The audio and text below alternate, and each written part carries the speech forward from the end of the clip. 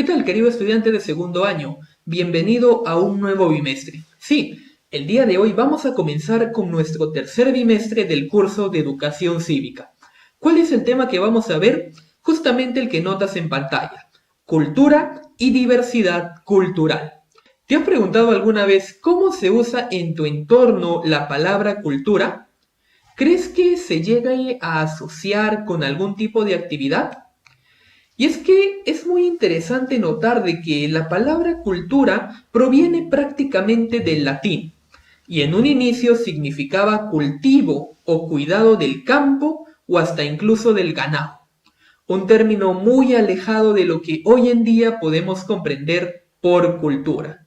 Entonces comencemos hablando un poquito acerca de lo que vienen a ser las características que tiene la cultura. En la imagen podemos notar las siguientes. En un primer aspecto podemos ver que es una cultura aprendida. ¿Por qué podemos decir eso?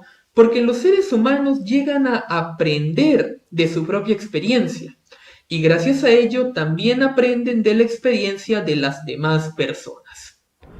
Como una segunda característica tenemos de que es un todo estructurado.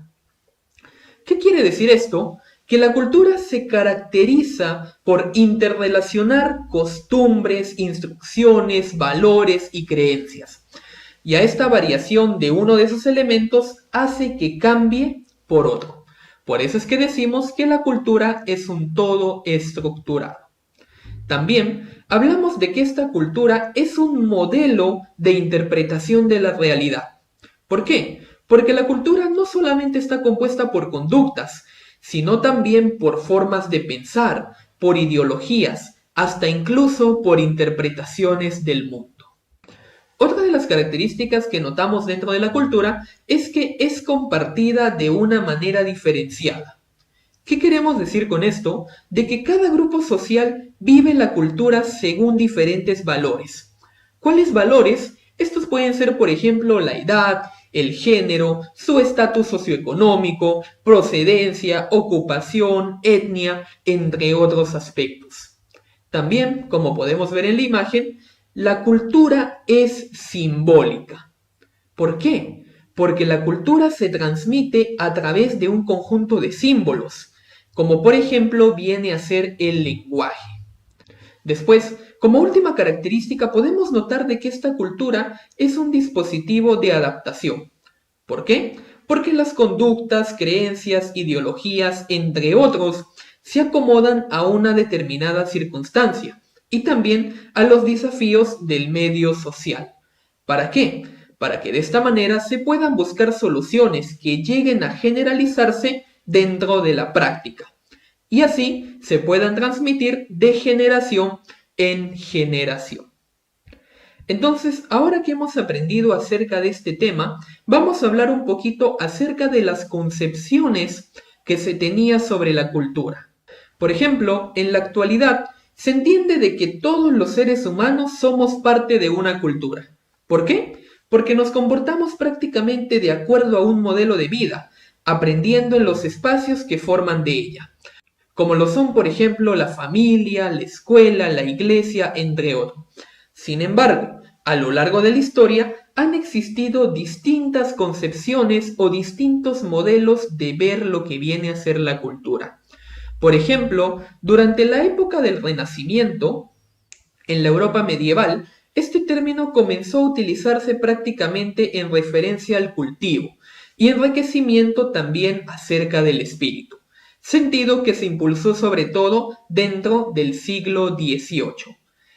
Es aquí donde prácticamente se comenzó a llamar cultura al conjunto de conocimientos que una persona adquiría con la finalidad de llegar a formar un intelecto. Por lo tanto, quien era capaz de apreciar las artes, las poesías, los conocimientos intelectuales de esa época, era considerado como alguien culto. Fue así entonces como en el año 1871 el antropólogo Edward Taylor propuso la siguiente definición acerca de la cultura. Él mencionaba de que la cultura o civilización, en un sentido etnográfico amplio, es todo aquel complejo que incluye el conocimiento, las creencias, el arte, la moral, el derecho, las costumbres y cualesquiera otros hábitos y capacidades adquiridas. ¿Por qué? Por el hombre en cuanto miembro llegue a ser de una determinada sociedad. Esta definición fue considerada como la primera definición de cultura en un sentido antropológico, pues prácticamente llegó a dejar de ser un conjunto de conocimientos provenientes de Occidente para incorporar ahora a las distintas dimensiones de la vida humana en una determinada sociedad. Ahora que hemos comprendido esto, veamos cómo prácticamente nos influye lo que viene a ser el contexto cultural. Las personas que tienden a pertenecer a un grupo social comparten no solamente un espacio, sino también comparten un modo similar de llegar a entender el mundo. A esta concepción de la realidad, los antropólogos lo suelen llamar contexto cultural. Y es muy importante porque llega a ser única a una colectividad y de esta manera les da diferencias a las demás. Sin embargo, estos contextos culturales pueden ser muy variados y abarcar, por ejemplo, una familia, una escuela, una localidad turística, un país, entre otros aspectos.